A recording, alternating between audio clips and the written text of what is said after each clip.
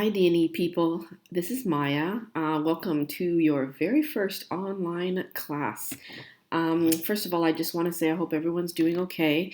This is new for all of us, so I want you to just sort of take it one day at a time and, don't sweat too much of this. We're going to see what we can get accomplished. I think this class in particular will be kind of straightforward to have online, and we'll have little videos explaining stuff, and we'll basically guide you through this process for the next 2 weeks.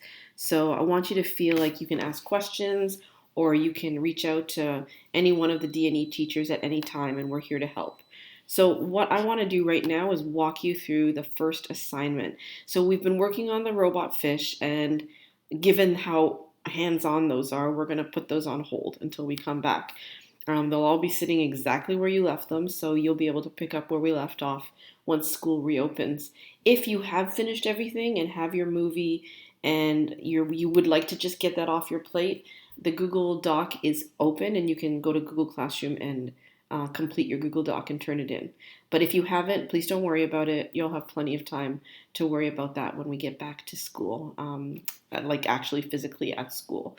In the meantime, we've decided we're going to start with our next unit, which ideally enough happens to be entirely on our computers, and that's the architecture unit.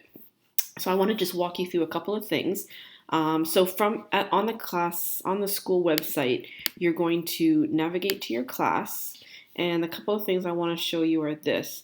First of all, we're going to try to post all your assignments here, and so you'll know what they are, and we'll have sort of this tiny home project will be a longer term project, and we'll have sort of every time the class meets, we'll have some check-ins to see how you're doing and get a kind of gauge of how you're progressing.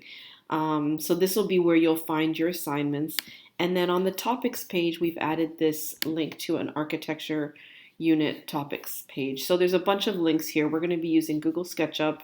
There's some videos online. There's a bunch of resources. You don't have to worry about this yet, but just so that you know it's there.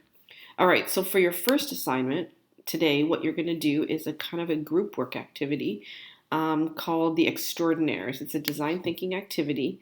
So if you go here, right now the only thing that's on here is a link to this video. So hopefully you've already found it and clicked it and you're watching it and you're listening. What you're going to do though is navigate over to Google Classroom. So when I go to Google Classroom, I open up our class, Design and Engineering. This is F period. And I'm going to go to the classwork tab, and here you'll find the assignment, Extraordinaires.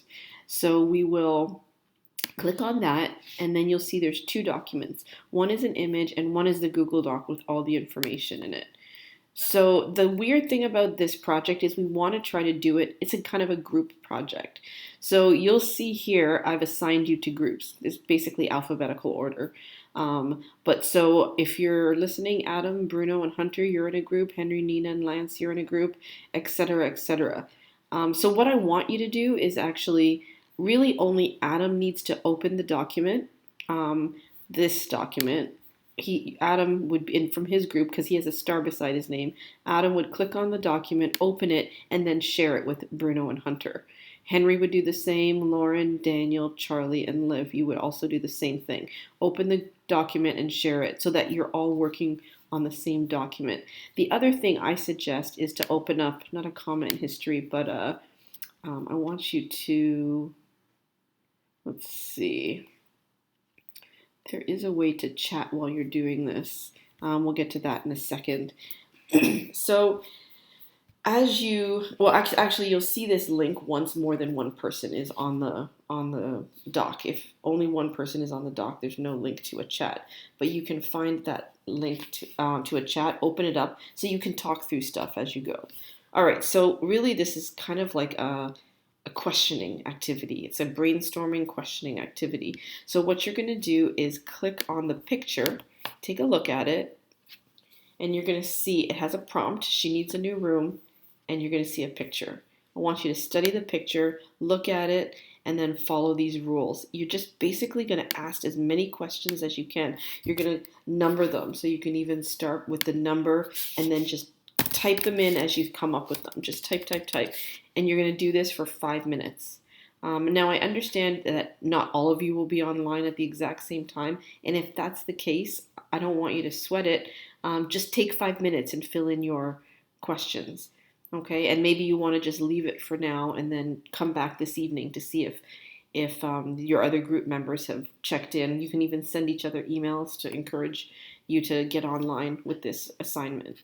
So once all of you have inputted your questions, and basically you're asking questions about, like, you're just looking at this picture and you're asking questions. What's a question you might have here? What's on her arm? Like just ask questions about what you see in the different images, like the fact that she's got bags under her eyes and she's holding a coffee, or et cetera, et cetera. So just a list of questions. The second part of this is you improving your questions. So basically what we want you to do is to categorize them as open or closed-ended, and then you can always change one from one type to another to make it sort of into a more useful question. Closed-ended questions could just be like a yes, no. Like you might want to say, is she a girl? Yes. Is she a superhero? Yes, it says so right there. What is her superpower might be an example of an open-ended question. So just improve your questions a little bit. You can edit them right in that spot. And the last thing you're going to do is prioritize your questions.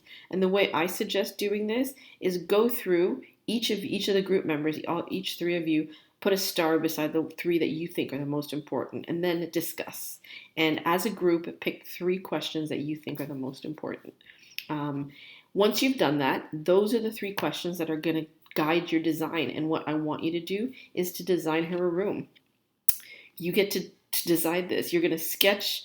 I know some of you are awesome sketchers. Some of you don't feel like you can sketch at all. Don't sweat it. Just do your best and label things. Tell us what are some of the features of this room that you picked because of the things you noticed from the picture. You're going to take a screenshot or take a picture of your sketch and then plop it. Put your name here. So I would say Adam here, and then I would plop my sketch and any text you want to include, which might be, anything about some of the design features that you chose. Okay, so this is going to be due the next time we meet. So if today is Tuesday, then we're going to meet again on Friday. Tuesday, Wednesday, Thursday, Friday. So it's going to be due before class meets on Friday. If you have any questions, feel free to email myself or Chris, or Paul or Phil, depending on whose class you're in, and we will be available. Definitely during the period, you will be able to get real-time answers, and then at other times, you just might have to wait a day to get an answer. So we will be available, and I'm interested to hear what your experience of this is. And like I said, this is an experiment. This is new to all of us, so just enjoy it, okay? And I will see you back here for our next lesson. See ya.